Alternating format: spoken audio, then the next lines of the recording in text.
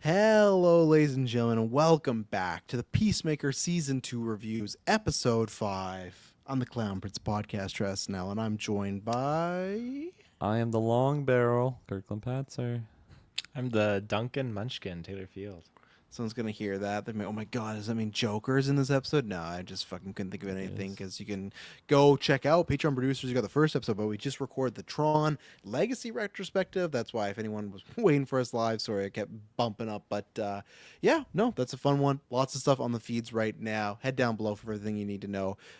Yeah, we won't do big rigmarole because it's later here and we got some stuff to talk about. But yeah, lots of shows coming out. Subscribe, video, audio. Patreon would mean the world, because that's the best place to listen. Get every episode we've ever done, ad-free. Patreon producers, shout out to Aaron Braden, April Darkness, Jack Grant, Sam, Superbad Mike, God Loves Me 69, Jeremy Renner, Charlie Randall, Cocktail Clay, John with no H, and Sam Green, which, yeah, soon we're going to be recording John's Patreon producer pick, White Man Can't Jump, so that's going to be a fun one. But was this a fun one?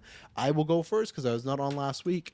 I'm in an interesting place with this show that I don't think anything's bad, and I could argue that this episode had maybe the hardest I might have ever laughed at Peacemaker, so that's a good thing. I just feel, I won't say multiple episodes, but multiple things in this season, and definitely last week's episode. Feel like it's that expression of this could have been an email. I feel like we are just in the same place a lot. I feel like we're treading a lot of time. I felt that about episode 2. Last week I felt that too, where it's just a lot of, the whole episode was just John Cena talking to Ataberry about, like, oh, what's happening, or Adebayo, like, what happened to him and what's going on. Like, he just recapped the plot for her. And I'm kind of fine at that if it's season 3, but we're like, these things have just happened. I know the next 3 episodes are, I think, supposed to be primarily just in that multiverse, so I'm really hoping they're going to deliver. Obviously, these are the mysterious episodes that not even the press have seen and other people haven't seen, so I'm hoping those really have the juice, because I've liked the show, but here's the thing, I don't remember season 1 beat for beat. I just remember overall enjoying that way more, and just feeling like a pull to it, and just the storylines with it, whether it was the crew, whether it was like the, their version of the Secret Invasion story, which was so much better. The storyline with him and his dad and the Red Dragon and the KKK and all that stuff. Like, there's so much, I feel like, juice that I can, even if I don't remember the specifics, I remember multiple storylines like, oh, I was invested in that. I was invested in that. There's not much here for me. And again, I'm not saying it's bad per se. I don't think it's anything that, but especially this week was 37 minutes. I know there was another episode that was like 39 minutes. I shared in the Discord, but it just reminds me of that quote where James Gunn said, like, he wrote like Creature Commandos and Superman, this and that. And then when he got, I'd have to find it, but he's like, he was just, I will say the quote because I don't want to misquote him and someone think I'm making this up. He said this in an interview. Where was this? Where's the Peacemaker thing? Oh, fuck. Of course I picked the wrong chat. Where was it? He said, he was burnt out after writing Creature Commandos and Superman all in one year, and wasn't really having fun writing Peacemaker season 2, but did it anyways while on vacation in Hawaii, and he kept his promise to Cena. To me, because he even tells the story, it's more comedic, and I'm not saying like he's like, oh fuck, but sometimes that's what this feels like, and I'm not gonna go down that route. There's a newscast. There's just even stuff with the Superman sequel where he says like, yeah, we're not going to production until the script's finished, and it's like, well, I got a treatment, and now we got a date for Superman 2. It's like, all right, man, what is it? I think it's fine because it's his stuff and he's the fucking president, so he can do whatever he wants, and that's fine. And I still like James Gunn stuff, and I don't think this is bad. I think it's just missing.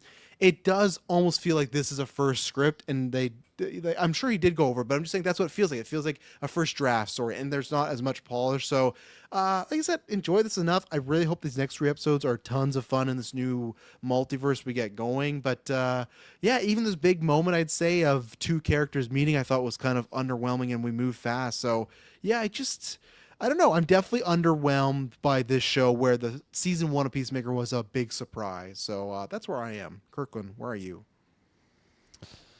I think I'm a little bit above where you're at. I think you make some good points of just not necessarily calling this this episode a side quest or just like a fluff, filler episode, because like there is progression in the storyline. We do get somewhere, but it seems like a fraction of the actual episode is us doing that. And personally, I don't think that's really a problem for me, like as long as we actually get somewhere next episode. But maybe I was kind of thinking that last week.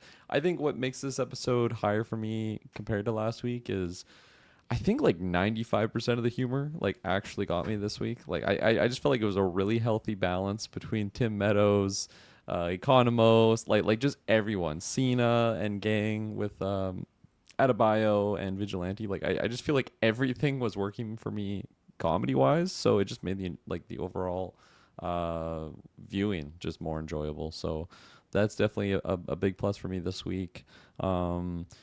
And I don't know, like I am excited to see what happens next week, based off what ended off here. And I don't think that's necessarily stuff that was like introduced per se in this episode. Like I think there is some extra spices that were added to what I assumed we were already gonna get. But I don't know, it's still a fun time. What else was I gonna say in there? No, and then the Michael Rooker, it was just fantastic too, in this episode. And Yeah, I wasn't as there as with my you. name went on, the long barrel, I definitely was thinking of what's the Batman movie where Joker pulls out the Batman crazy 89. 89. Yeah, and Such a yeah. core memory for me of like that weapon for some reason, like in his hand. And so seeing, which is like a multiplied version in this episode, he just has this ridiculous blunderbuss. It looks like it's like a 4-man rifle. I loved it. 8-foot but, fucking barrel. Yeah. I think even Mike in the Discord, he said he liked that. I would never classify that as anything bad. That was just like, it just didn't work for me. Yeah. That's where it just feels like, well, I only have so much in this episode, so what should I do? Well, let's give Eagly and Michael Rooker 10 minutes. Like, okay, so 10 minutes is like what? We get 25 minutes with the main crew and what we're doing here, and half of that's like recapping and more jokes, but I get it. If you like that stuff, it was well done. So, Pass it on. Yeah, left it. this episode, like last week's, it definitely felt filler, and there wasn't a lot of progression or really anything that was really doing it for me. But when we got to here, like I feel like it just full circle came back and just like brought the energy back up, because I was laughing and I was having a really really good time, and I'm glad that we got a lot more of the story progressing forward again in a really engaging way. And the way this episode ended, it felt like it could have been like a semi-final finale, or even like a final, Oh, like ending on a big God. cliffhanger. Like, it's just the way it ended, it was just like, yeah, this is just where they're going, tune into like next season or whatever. And I'm glad that's not the This is case. season 2 finale. My God, I've been dropping the bad. big old F on this season. It would be bad. But no, I'm so pumped that we got more to go here, and where things are going to go in next episode, because of the setup from this, like today's episode has me really really excited. There's just so much stuff going on, whether it's Tim Meadows just and he's interacting with characters. And even that character too had like a brief moment where I liked how he kind of showed a little bit of like his true self in the actions of another character. Really like that. Got some more reveals with some stuff, some other motivations, an interesting plot that's informing with like General Flag and someone else. So I'm very curious to see how things are going to go forward with all of these new things that they just kind of like just exploded off into this episode and popped off. So I'm really, really happy with that. But yeah, Michael Rooker was just a highlight for me in this episode. He was so fucking good and so hilarious. Yeah, manta ray facts and all that shit too. So much good shit in this episode. Yeah. Manta Ray facts. All right. Spoilers after this ad break. Be right back. And we're back. Where do we want to go first? I want to start with which I think I remember being the opening of the ambush essentially. I love this sequence. This was like the first part of the episode that I actually just burst out laughing, because it's like a Ethan Hunt or like Jason Bourne setup scene of like, it's intense, checking in, Ivory checking in, you got checking out some ladies as they're walking by. It's really subtle though, like it's not like forced comedy, which is good. So it's like the music's really intense. And then we got Judo Master that sights in on on Peacemaker, and just the way that he's like just hiding behind everyone, like it got me so hard. And it's like a pretty, I don't know, what felt to be like a 20-second sequence, and I was just laughing every time it would go to John Cena of just finding ways Hey, how you doing? Just yeah, Hugs this stranger. he's like jumps the fence. He's like petting dogs. Like it just felt so like the Naked Gun level of like You humor. took the words So from me. yeah, I rewound and watched the scene 3 times. This, I'm not gonna say for sure. I'll say top 5 funniest things James Gunn's ever done. Because again, I'm not trying. I feel like my openings always sound negative. I generally like James Gunn's stuff, and like a lot of the jokes he does. I think sometimes obviously humor can override some moments, but this fucking opening, and I do put a lot of it also on John Cena because I think it was his face. This this like calm but like worried look, like looking around as he's moving, and he runs by the old guy on the bike. He's running by them, and he just like he joins. He starts playing soccer with the kids, and he's like running around.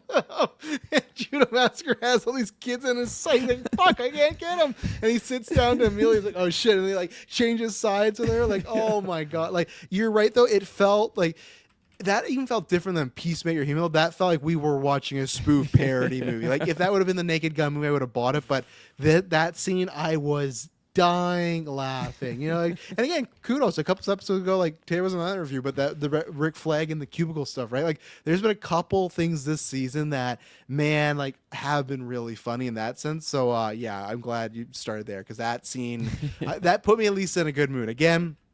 Didn't love everything in the episode, but I was like, okay, I really enjoyed this sequence, and yeah, which I did like that they set up that the phone call to her or to Peacemaker was to set up for him not to show up. She did give him the code word, and he didn't. But I really liked, and I guess maybe it's just, I wish we got more. Like for me, I wish I got less of Eagly and less of Judo Master and stuff, and more of just Chris like going back and forth of like, am I gonna stay or am I gonna go? I like that he put his life on the wrist, just like, hey, before I leave this universe, is there any shot with this? Like the Amelia Harcourt I know, like, is there any shot with this? And of course she doesn't know what's going on, just says no, it meant nothing. So I did enjoy that. And then yeah, the face off was really good. It put him in a fireman's carry, which is pretty much just the FU like attitude adjustment thing. Tim Meadows in the middle of that, he's like, "Why don't you put that little adorable boy down and let's talk?" Like, it's like don't fire. You can't take another dart.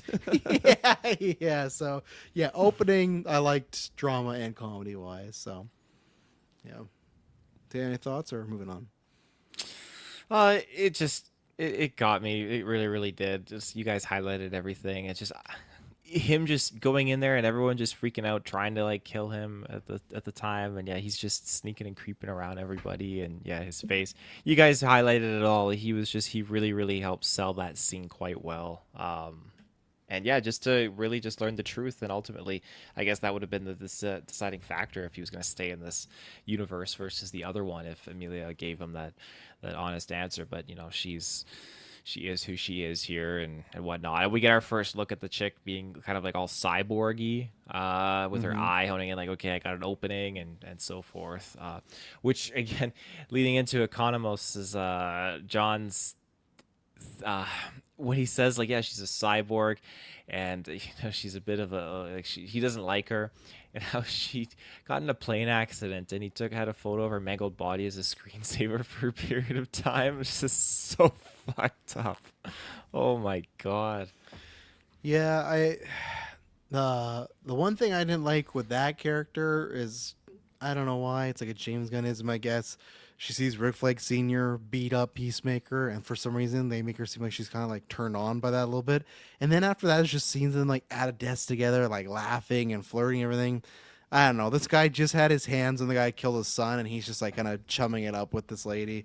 Didn't like any of that. I wish Rick Flag Sr. was just still like just locked, loaded, ready to go that moment, because they're literally waiting just for a ping on Chris, because the second they get it, they're in fucking SWAT vehicles, they're good to go. But here he's like just like, yeah, I'm gonna bang this chick. And I get it, creature commandos, he was sleeping around. I just feel like this was like a little bit of a different situation. But yeah, cool cyborg guy. If people don't know, she at one point was the bodyguard for Bruce Wayne in the comic books, so there you go.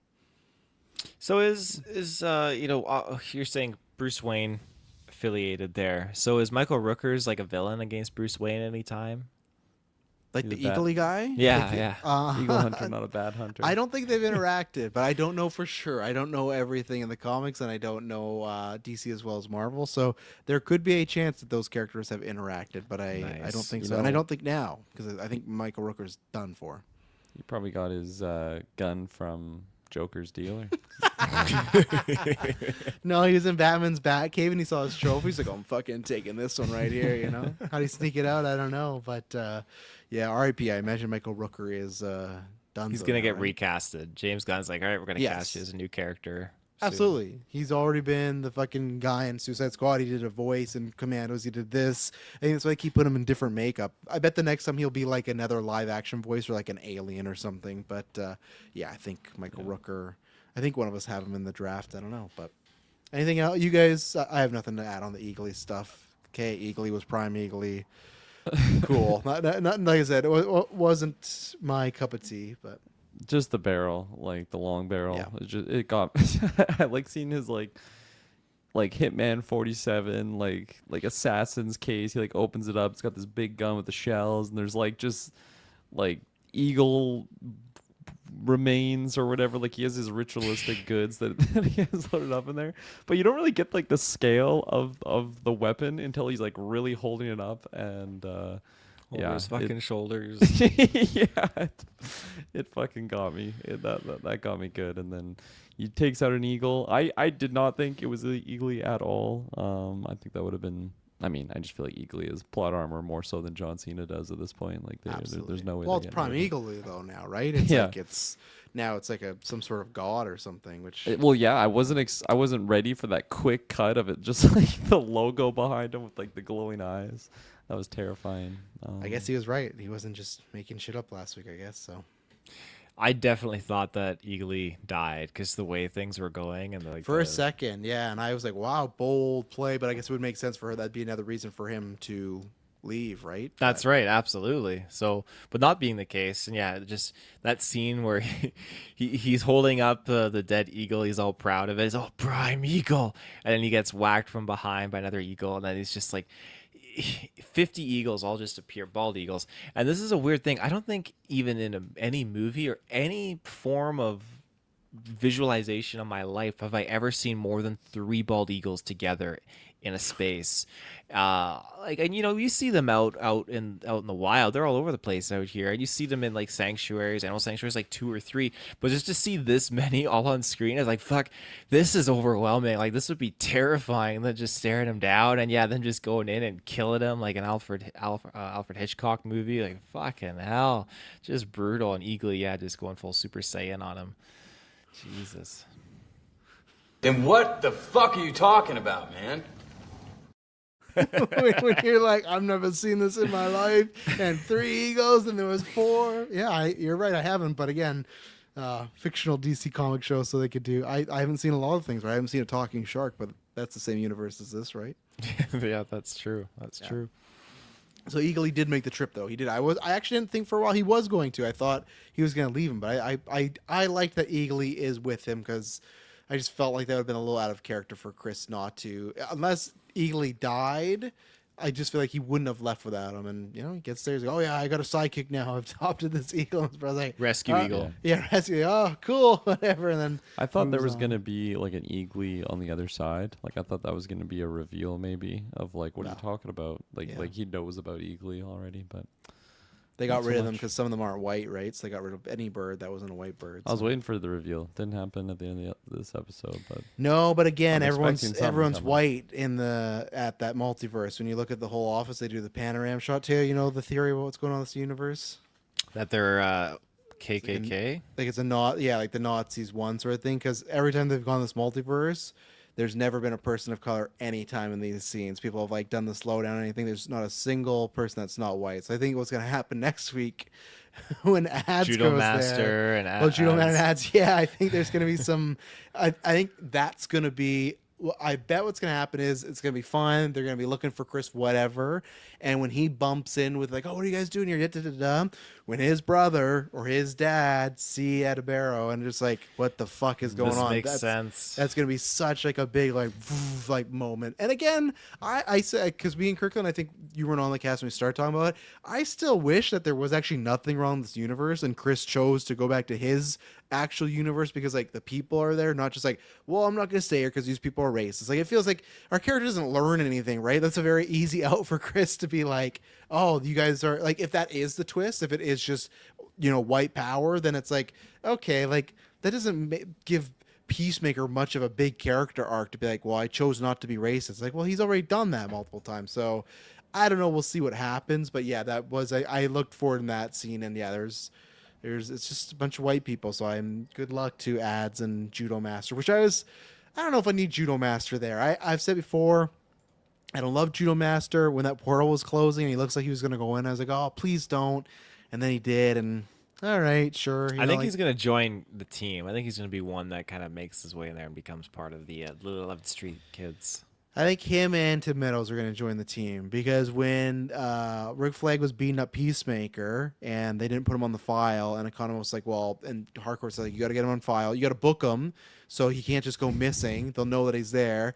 And he does it. And then she's like, what the fuck, John? Like, well, that's our job. It's our civil duty to report them.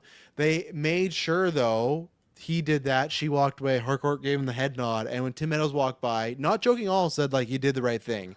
So I to took me, that as a joke, though. I Oh, took that as really? just the character, just Tim Meadows, just because it's like everyone's against him. It's just like that was a good idea what you did, like a hall monitor type. okay, I bet you it's not. Because the way they had Harcourt play that after it was serious. I think he's gonna join up with them and always be like an annoyance. But I think they're showing that even this guy was kind of like, yeah, like I don't know if we should just execute Peacemaker in this fucking interrogation room, But you could be right. We'll have to see and see. Well, how it no, plays out. I think you are right. It's just Tim Meadows to me is just like I can never see him in like a serious drama because he's just so humorous to me. So like anything he could like drink water, and I Yeah. think it's just hilarious. But it's just I don't know. I never know what to expect what he's gonna say like in a scene because he's just so ridiculous in the show, and I think it's like tastefully used now. Like I think the first episode it was a lot of it. I mean I was eating it up, but Yeah. it's been paced a lot better just as we go along. But that could be the sign, right? If it wasn't meant to be a joke, that could be the first. Because I'd say like Vigilante is probably 90% comedy, right? There's the odd time where he's not, but most of the time he's just there for comedic effect. So Tim Meadows could be that as well, but then you still make him like a little serious. Maybe the scenes with John is a little more serious. But yeah, that was a meeting that for me with Brick Flake Senior, and which I haven't been on the review since they revealed this. Me and Kirkland again. Sorry, Taylor, you weren't on this review. Me and Kirkland were talking about this when I was like, why? We both talked about this. Why did they make her and Rick Flag an item? And I do like that they've brought it back into the show a few more times. Because I just worried it was like, why is it really there? And again, she said like, I'm gonna kill the guy that killed your son. I don't think that ever happened in Squad. That never happened in Peacemaker 1. So I think there's a little like fudging of the numbers, but I do like that it is a storyline that they've continued through because I worried they were gonna drop it. I like that that's Rick Flag Senior and Harcourt have like some sort of friendship over that. But I do think the Rick Flag Senior meeting Peacemaker was kind of anticlimactic. Like Cena says one thing like, oh, like your son was a good man. I even would have considered him a friend. I was just in a dark place. And then he throat punches him and then he just beats him up.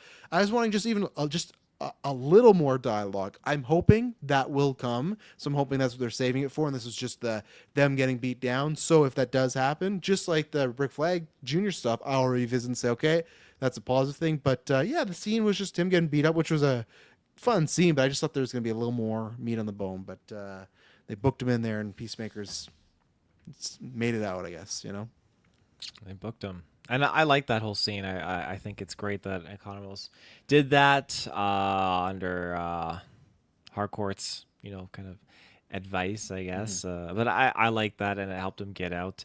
The everything with Tim Meadows and that point where he's just kind of, I feel like he's kind of now too breaking from Argus, just when he's like, yeah, you did the right thing, and then now he's dealing with Judo Master and just how he responds to Judo Master. He responded like when Economos gave him shit, he still responded like in this classic self and that in his first introduction. But with Judo Master and Judo Master, like, you call me Duncan Munchkin one more fucking time, I'll rip your dick off, and not figuratively, like I'll literally rip your fucking cock off.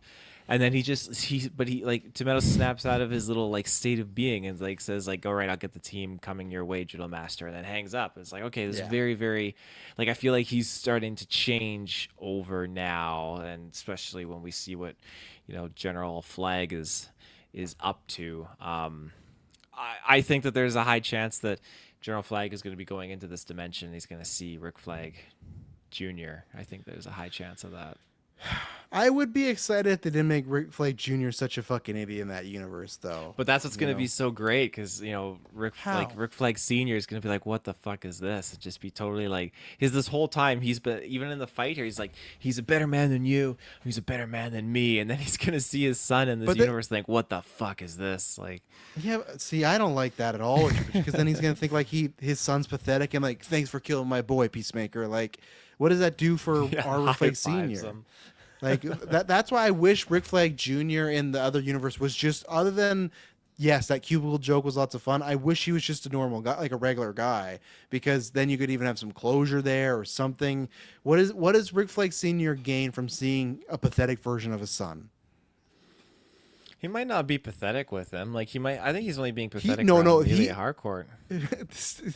That's some layers of there's no way you act like that around the girl and he's not pathetic. Like the fucking, and he's doing this and he's running over to hit the trash can. He's like, what's going on? What are you talking about? What you like there's no way he's just like regular when Harcourt's not around. Maybe I'm wrong, but I guess we'll have to wait and see next week. I just don't know what that seems. I think they will bump into each other. I just don't know what that's gonna end up being, or do for the character. Mm-hmm. What's it gonna end up being, Kirkland? I don't think it'll be like a goofy sequence. I think it would just be like him seeing like his son. Like that's just like a special moment in and of itself. I don't know. I feel like the fact that they brought back the actor for Rick Flag Jr. in the show, and if they don't like interact, it's like I don't know. I guess we got some stuff out of it because we also got to see the interaction of like just John Cena's Chris, like seeing him. Like I guess that's some substance there. I do think that like the team is gonna get to the dimension. So, I mean, Amelia would probably be there, right? Like she would see that character, which obviously like they had history, so that would be a big moment there. Yeah, I don't know. I think it will. I don't even know. I think I'm 50-50 on if they do actually interact, Rick Flag Sr. and Jr. But for what we would get, I don't think it's going to be like, oh, my fucking son's a pathetic little bitch. Like, like he just gets more angry. But he's also just on a revenge spree right now. Like, I don't know. Maybe he's not even going to see his son, and he's just going to try and take out Peacemaker, and that's kind of where his head's at right now. They're kind of just building him up to be that classic, like nothing's gonna really win him over. Like he's gonna probably just die trying to take out Peacemaker. I think that will be Frank Grillo's end. Oh, no way. No, I think he's like, they're gonna make him their fucking Nick Fury. I legitimately think that. Oh, dear. I think he's gonna pop up. Bring back fucking Amanda Waller. Yeah, the only problem is with Amanda Waller, they always make her too sus. That's always the problem in the last few movies. Like, why is this person that's always doing shady government stuff, why would Batman trust her or stuff like that, right?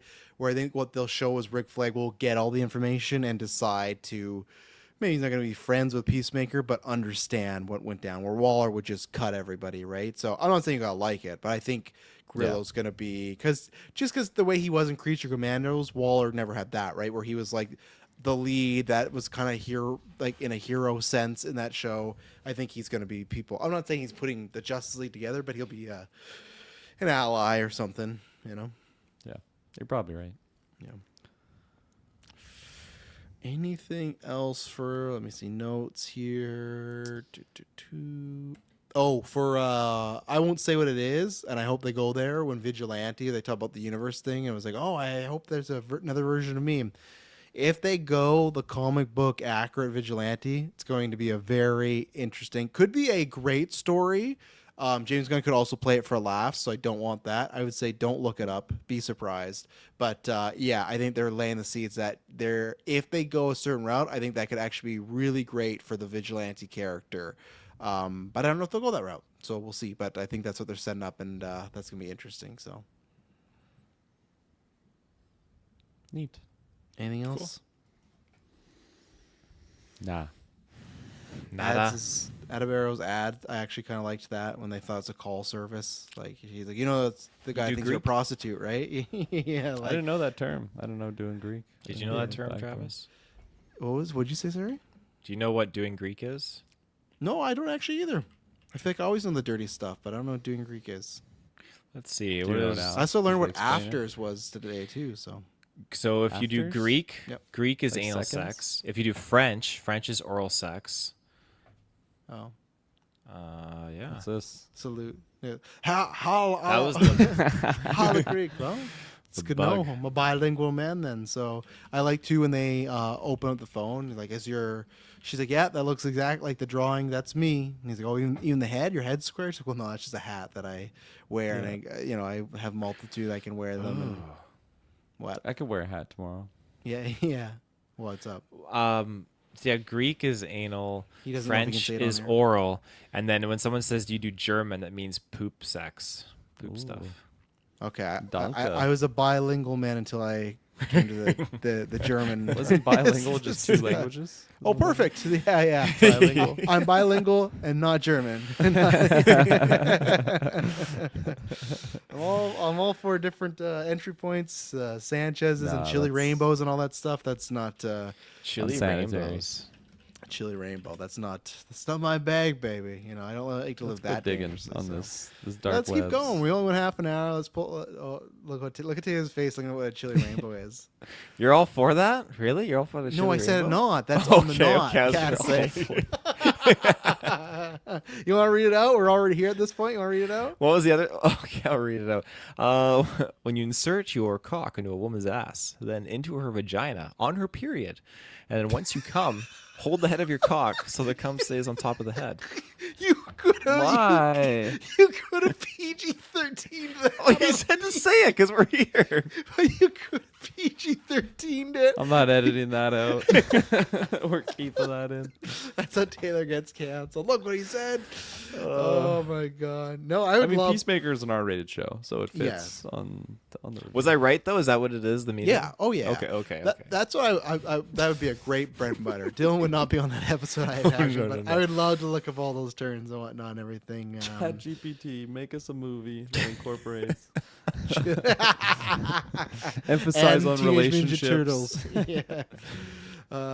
All right, Lige. Yeah. Anything else? We talked about Ibero. We talked about they were sad that Chris left. He left a note. He got out of there. But I guess that's the other thing too is the reason why I guess there hasn't been too much for me to break down these episodes. I feel like we're always like, well, they're doing this. It's probably going to be this, this, and this. And so far, that's just kind of happened, right? And that's not necessarily a bad thing because sometimes stories should be predictable because that means the story is good. I just think like that's what I'm missing from season one. I just feel like there was a couple more either monkey wrenches or just, like I said, different stories of the invasion, the racist dad, even Vigilante was new in there, where this feels very much like for these first five, we could have, if we saw the trailer, I think we could have pitched like what's happening. And now that's my hope is the next three episodes we're in that vein where we don't know what's happening because it's multiverse and we'll see some other characters. Maybe we'll go to different multiverses. I don't know. I'd love it if they even like went into an animated one for a little bit. Like they could do some fun stuff. Just don't know what they're going to do there. So that's my final thoughts. Anybody else? No. There you go. And Kirkland, afters is short term for after party. I learned that today. That's when you said afters. So I didn't know that. I thought it was something worse, and then I saw it, and it was just after party. So there you go. So we will be back next week, episode 6, Peacemaker, and it will not be boring.